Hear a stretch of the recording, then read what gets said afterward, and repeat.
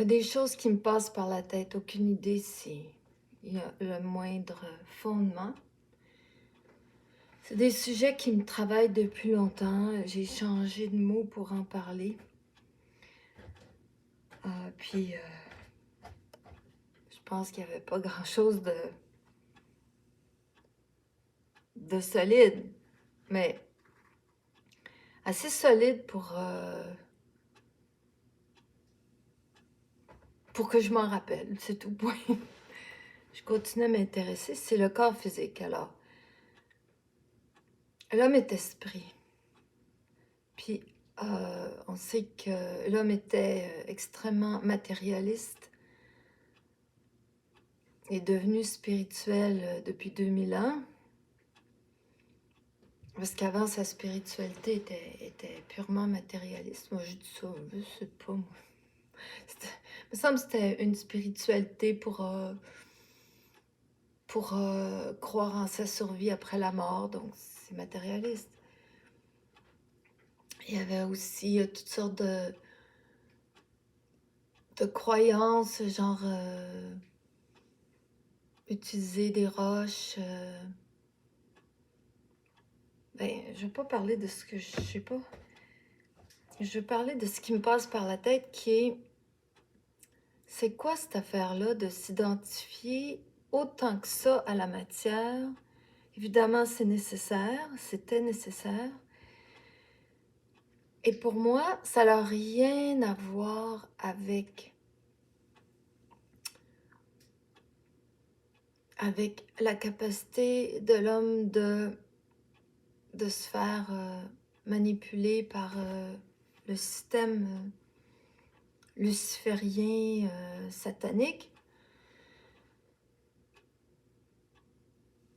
qui est le verbe manipulateur et la polarisation. Donc, ça n'a rien à voir avec ça. L'identification au corps physique, ça n'a rien à voir. C'est une identification qui est là. Puis, elle se développe, mais d'une autre façon. L'autre affaire qui est l'utilisation du cerveau pour envoyer du mensonge, c'est l'évolution qui veut développer les corps subtils,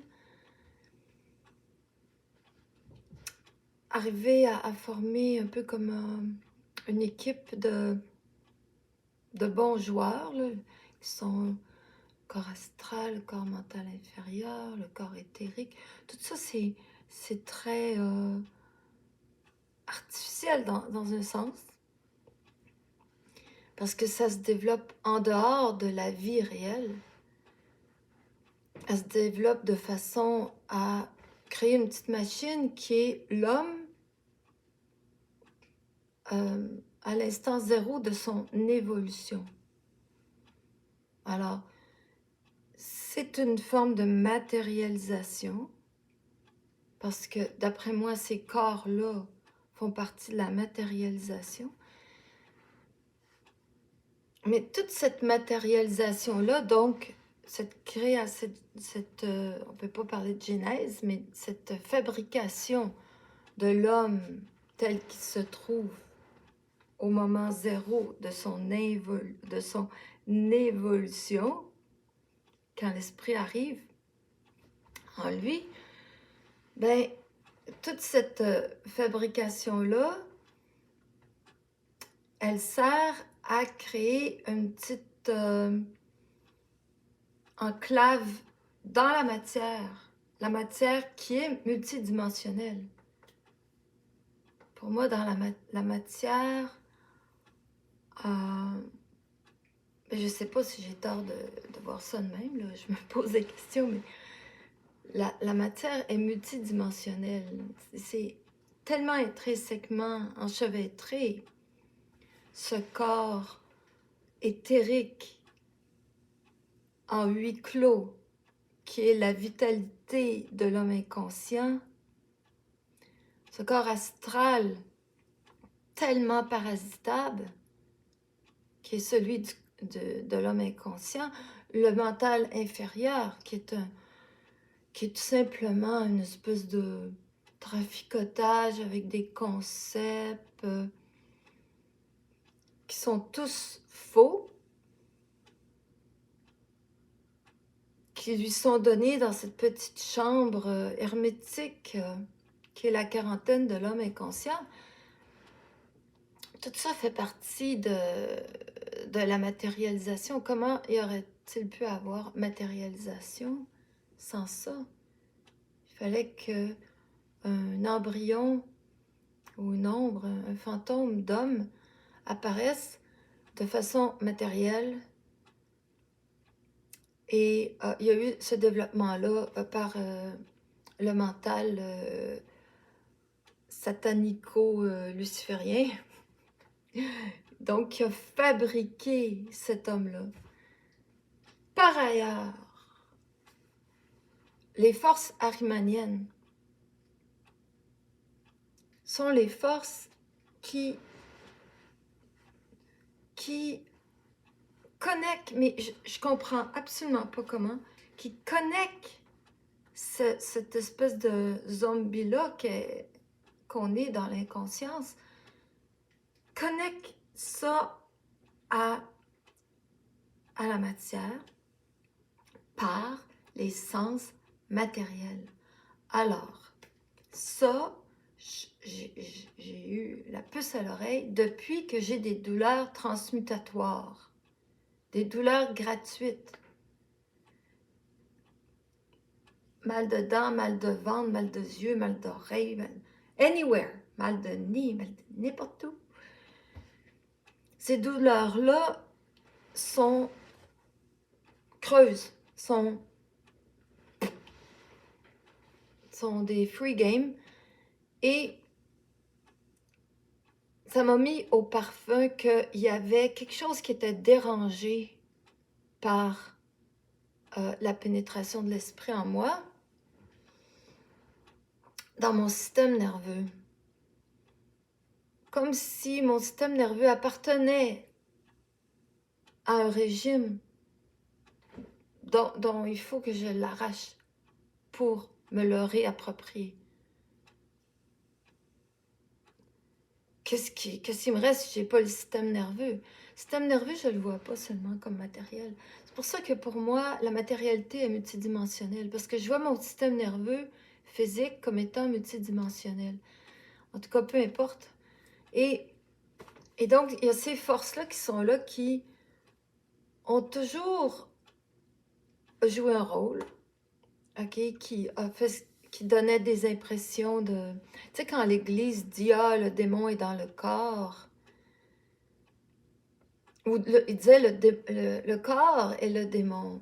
Vive l'esprit, vive le corps et le démon. Puis là, tu voyais qu'il y avait des gens, comme des hommes obsédés par le sexe, des gens obsédés par la boulimie, etc. Et c'était pas le corps qui était le démon. Quelque part, le corps lui-même, qu'est-ce que le corps? Mais ce que je veux dire par là, c'est qu'il y a quelque chose qui est neutre dans le corps, qui est extrêmement groundé dans la masse, dans la gravité, dans la... Ben, la gravité, c'est pas neutre, hein, mais... Attends une minute, parce que qui dit masse dit gravité. Mais c'est peut-être ça qui arrive aussi. C'est comment on va dire, la susceptibilité de l'homme d'être sujet à la gravité. Alors moi, cette gravité-là, cette neutralité-là, je l'ai toujours vue comme un point zéro. Pas dans le sens que les gens utilisent l'expression aujourd'hui. Je me disais, le corps, c'est ma référence, c'est ma seule référence. Il y a longtemps, je me disais ça. Et aujourd'hui, je comprends que c'est pas ça. que le corps est, est un véhicule. Alors, est-ce que quelqu'un dit de sa Mazda qui est sa référence, que son char, c'est son identité? Quelqu'un d'intelligent ne dira pas ça. Moi, je suis intelligente. Non, mais je veux être intelligente. Je ne veux pas dire des conneries. Et donc, je ne le sens plus. Pour moi, c'est pas intelligent de me référer au corps. Et au contraire, depuis les douleurs transmutatoires, je me désidentifie du corps, je me désidentifie de mes sens matériels, autant au niveau de ces espèces de free game tactiles, comme je pouvais nommer tantôt les mal de dents, mal quelconque, tu sais, un morceau, un organe, puis des illusions cutanées, bon. Autant à ce niveau-là qu'au niveau aussi d'entendre des sons, etc. Tu sais, les sens. Et donc, qui dit l'essence dit pas l'essence. Et qui dit l'essence dit gourmandise, dit toutes les free games, qui, qui viennent quelque part de la mort, de la mémoire, de ma mémoire en accord avec la mort, en accord, en connivence, en complicité. Oui, dans le sens que si j'ai peur d'un animal, je vais halluciner que je l'entends, par exemple. Alors, il y a une connivence, ça, oui. Si je vis un petit stress, j'ai mal aux dents. Et puis si je prends mon petit mal de dents au sérieux, j'ai plus mal aux dents. J'ai plus mal aux dents. Puis je peux faire une inflammation aussi. Tu sais, une déformation géométrique, là. Fait que, donc, en tout cas, tout ça pour dire que les forces riemanniennes sont un autre ballgame, une autre affaire que le mental, les games du mental, les games du mental, ok, tu peux les virer de bord, tu peux virer la désinformation en information, mais pas de toi, mais je veux dire, le processus le fait sous tes yeux, tu peux témoigner que oui, des fois, la désinformation se vire de bord quand elle atteint son fond, elle rebondit en information. Mais les forces riemanniennes n'ont rien à voir au départ avec le mental. Le mental est fait pour justement faire incarner l'esprit dans la matière, alors que l'arimanien est fait pour créer un bastion d'identification de l'homme à la matière.